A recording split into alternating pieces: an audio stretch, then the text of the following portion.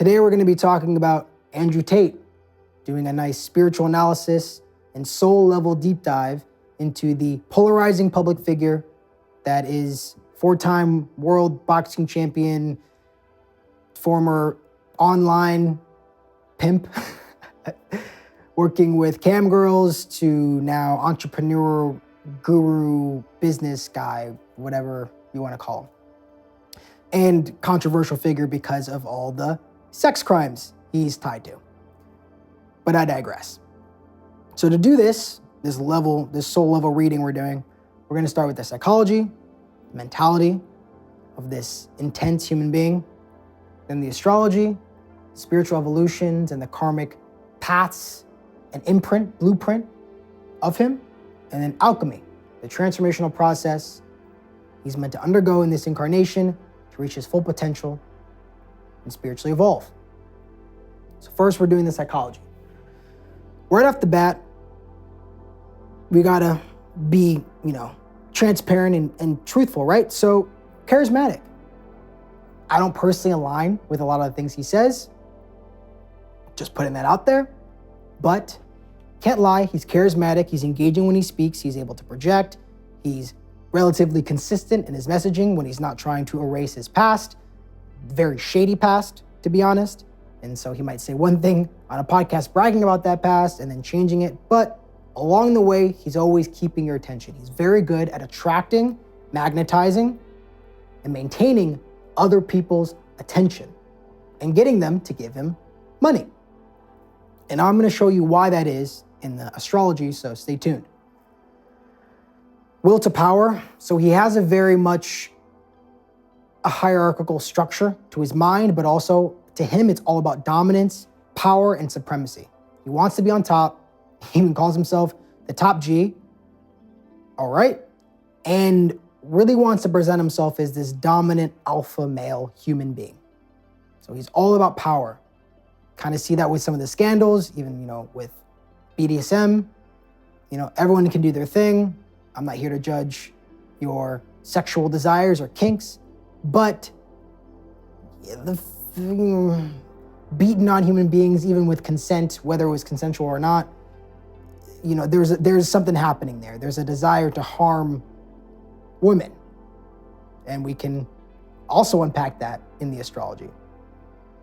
Deeply insecure, you can just see that he's compensating a lot with the way that he presents himself and the image he tries to paint for other people and the image he projects into this fear.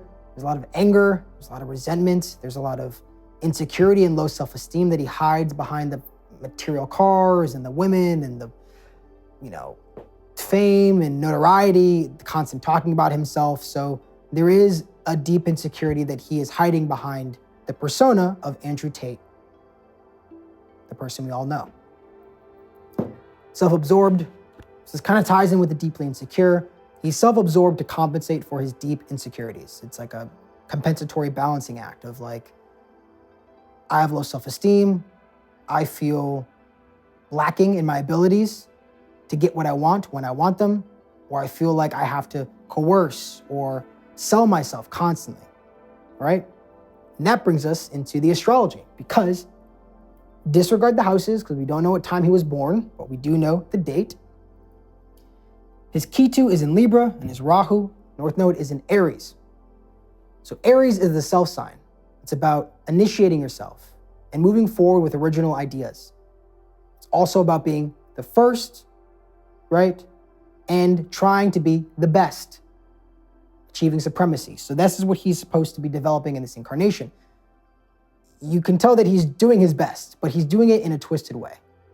Because when you're truly the best and truly first, you don't constantly talk about it. You don't constantly brag about how you're the first or you're the best or you're the top G. You just are.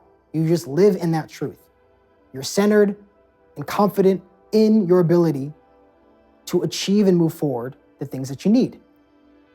Also, Aries represents rats and cats, dominance. It's very much a dog-eat-dog world in the Aries environment. So he's again perceiving the world, that will to power, is because he has that North Node in Aries.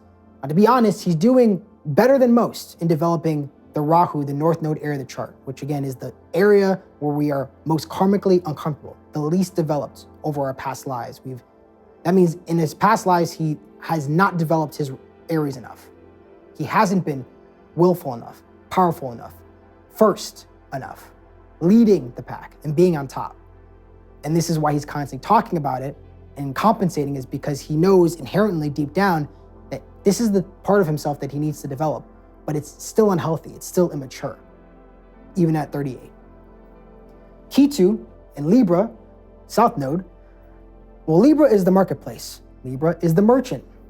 Libra represents the trader, so it's the marketplace.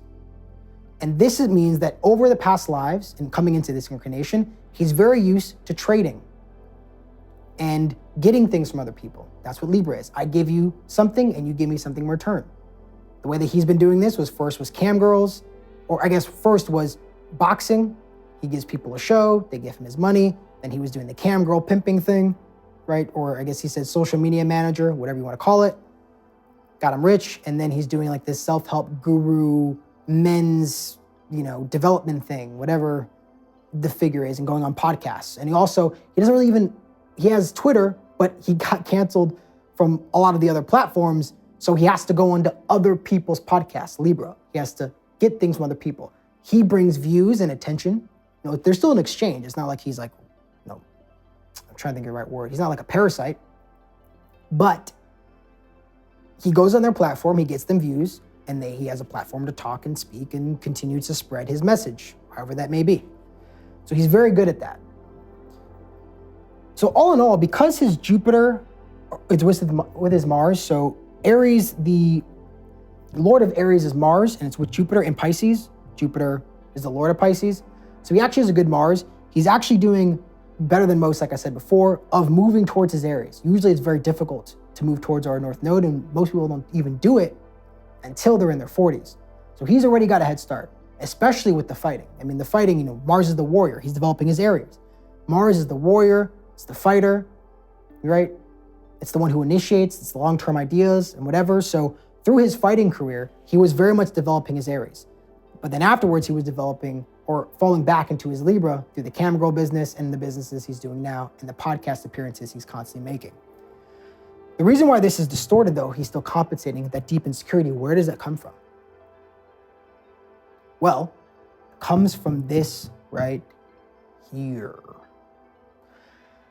Got Saturn, which whenever it's with another planet, starves it, because Saturn represents our lack, our suffering, our trauma, and our deepest fears and insecurities. One's with the sun, which is our self-esteem, the self, the power, the identity, and our moon, our emotions, and our subjective experience. Sun, authority figures, and the father. Moon, the mother, and nurturing and sustenance.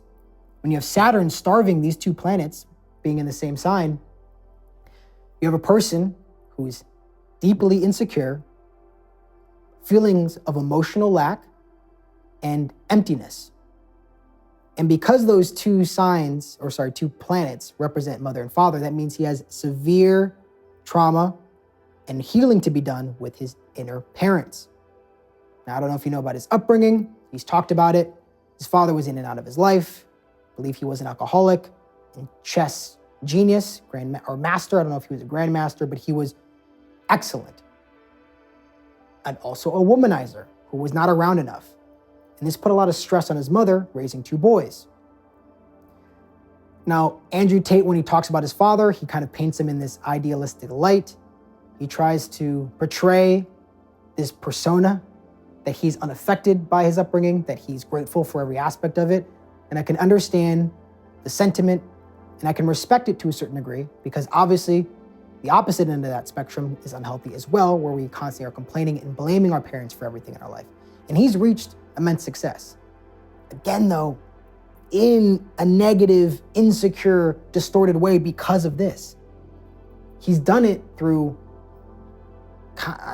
shady ass means and ways, scamming dudes out of money using cam girls and working in the sex worker business, and obviously being accused of sex trafficking and all of these crazy accusations and allegations, and obviously being incarcerated in Romania for a long time, and then being accused of like these schmexual crimes or assaults, So there's a lot to unpack here. I'm not here to be like, that's what I see in his chart, because I'm not going in that deep. I'm just seeing somebody who's walking his path, developing the area of his chart he's meant to be developing. We don't know what house, but we know the sign.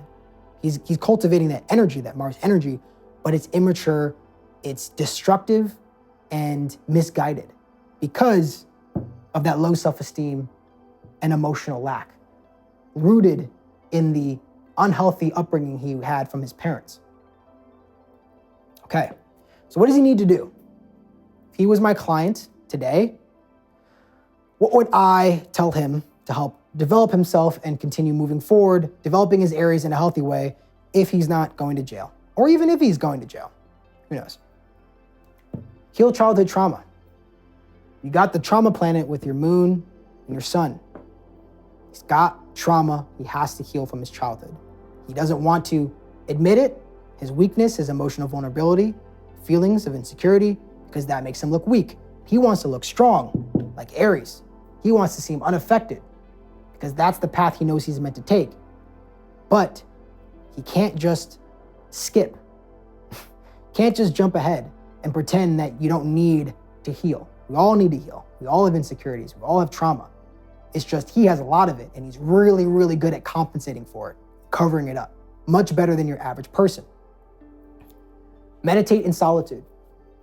So because Aries is also the self sign, it's the individualistic sign of self-development and moving your own path, you notice, even though he likes to portray this aura of like autonomy and independence and power, he's always got people around him. He lives with his brother, he's on other people's podcasts, he's constantly got women around him.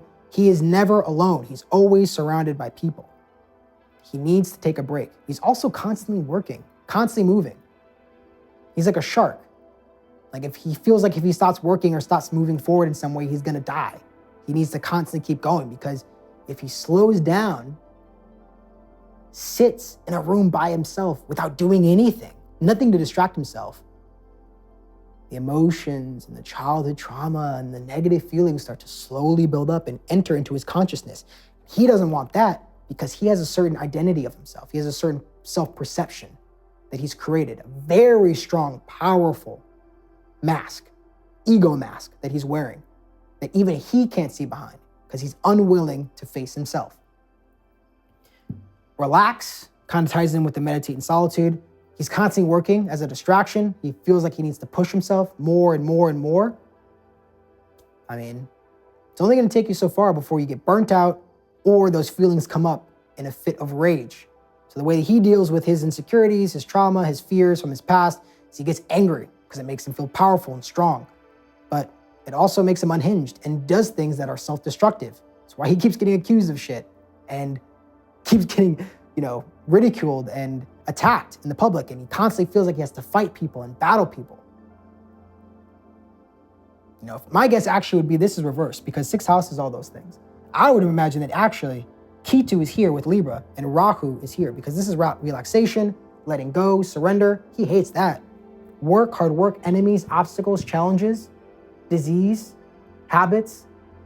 That's 6th house. So I would actually reverse everything here. But I digress. And then Vision Quest. What is a Vision Quest? Shamanic rite of passage to become a shaman, where you go out into the wilderness by yourself with some plant medicine, San Pedro or ayahuasca. You drink it, and you're there for like 3, 4, 5, sometimes 14, 21 days. I challenge him to do a Vision Quest, to be in solitude by himself and sit with himself to feel his feelings. He needs to relax. He needs to slow down. He needs to meditate, be by himself. Vision Quest. Do some plant medicines, kid. See how you take it. See how you can stomach that. You're very good at challenging and taking on the material world. But what about your spiritual world? What about your emotional world? What about facing your past and letting go and surrendering? Is that possible? Who knows? Anyway, that was just my take, my personal opinion, based off of the astrology, the psychology, and the alchemy. If you enjoyed it, I appreciate a like and a subscription. I'm going to continue making these videos every day, and also would love to hear your opinions down below in the comments. Thank you.